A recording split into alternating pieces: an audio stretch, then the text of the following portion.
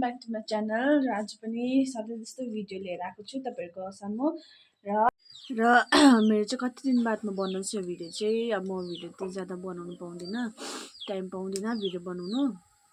र आज चाहिँ म मोमोको भिडियो लिएर आएको छु तपाईँको अघि। र आज चाहिँ मुकबाङ गर्नु भनेको चिकन मोमोको। र हेर्नुहोस् मेरो भिडियो चाहिँ म चिकन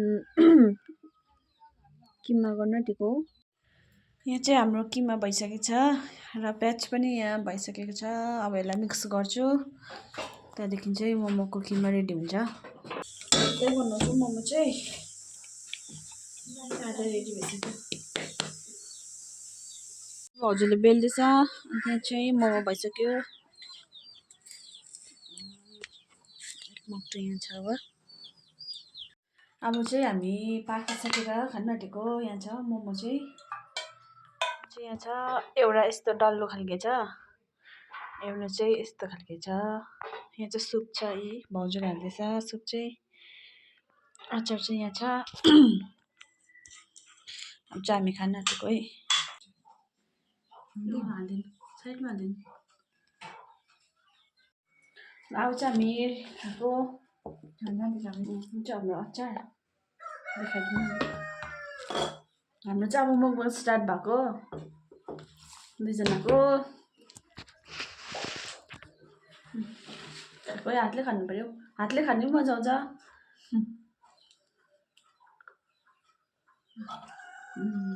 दामी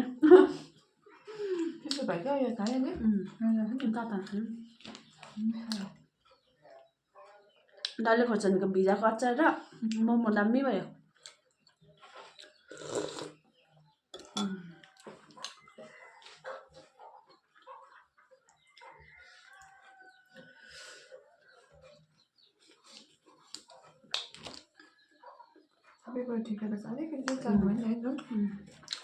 अलिकति ज्यादा थपेको छु नुन चाहिँ, तर मिठो छ, ठिकै छ।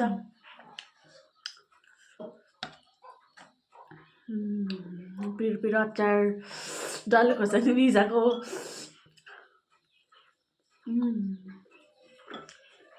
दामी।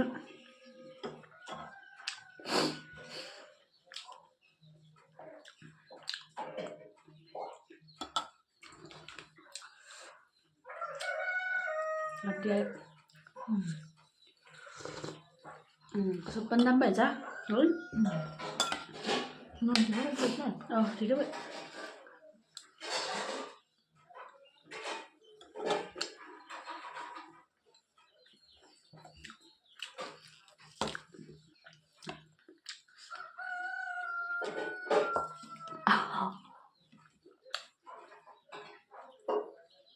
दामी दामी भाइ।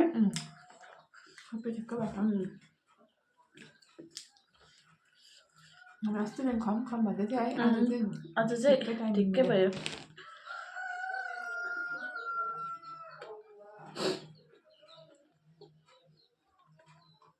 बाबाले चाहिँ अघि खाइसक्नु भयो, त नानी हेर्नुहुँदैछ खाएर। हामी चाहिँ भर्खर दुई बहिनी चाहिँ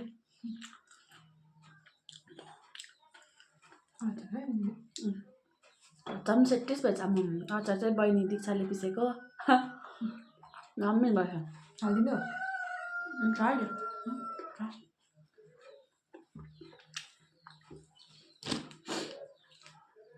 हामी चाहिँ 15-15वटा हालेको छौँ। अब कतिवटा खानु त सक्छौँ।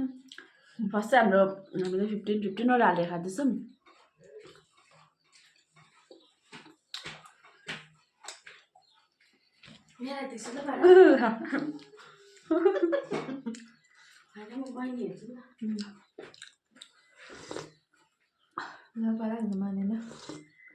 मानेन है, इन्स्टाग्राम गर भनेको, मुकबाङ गर न भन्नु मानेन। यस्तो पिरो पिरो तातो तातो मोमो जाडोमा।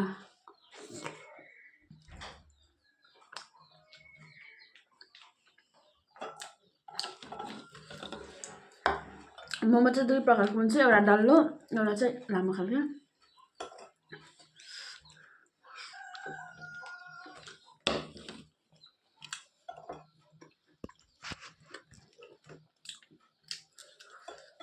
नानीको फ्लेभर मजाकै आएछ नि त है।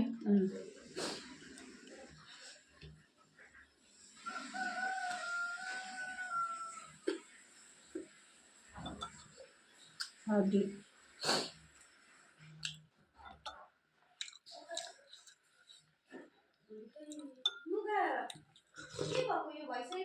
भयो त सबै भइसक्यो सुकाउनु मात्रै छ है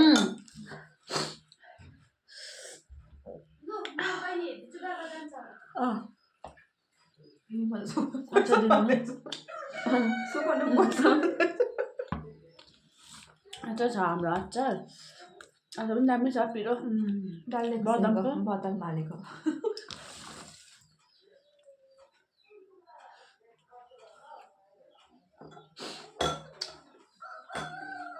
मलाई चाहिँ अस्तिदेखिको डल्लो मोमो खानु मन लागेको थियो त्यही भएर मैले चाहिँ डल्लो खाएको भाउजूलाई चाहिँ लाम्चो खालके मनपर्छ त्यही भएर उसलाई चाहिँ लाम्चो खालके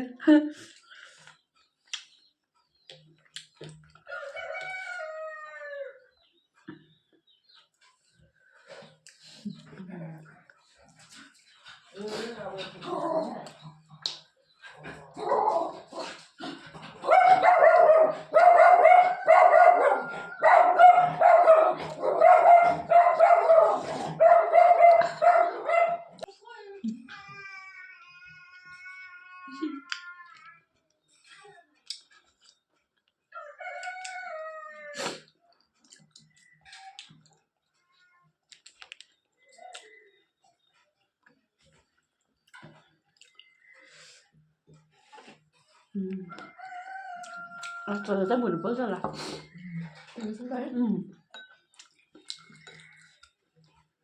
मैले त मजाले खान्छु अहिले बुढी बुढी नै खान्छु हुन्छ लामो खालके खाएको डल्लो खाएर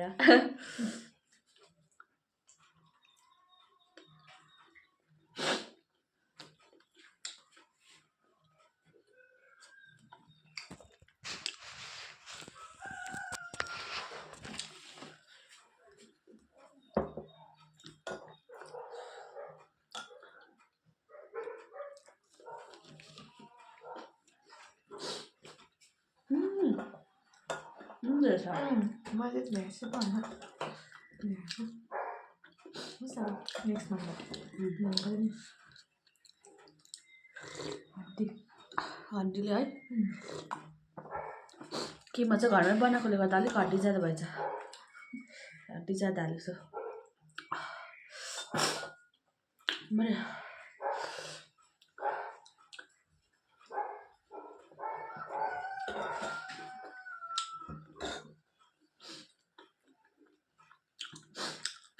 Pero esta es esa.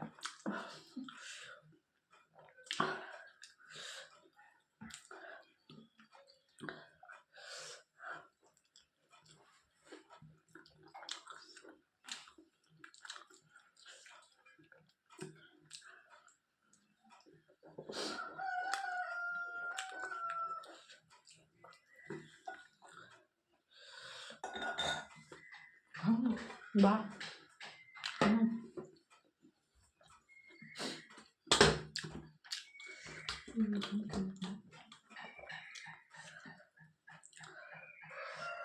Ini ada kasus apa?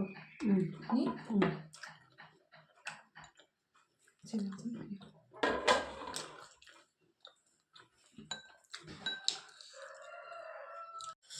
अब चाहिँ हामीले खाइसक्यौँ र हाम्रो भिडियो हेर्दै जानुहोस् होला अझै नयाँ नयाँ भिडियोहरू म बनाएर हाल्छु तपाईँहरू हेर्नुहोस् अन्त कमेन्ट गर्नुहोस्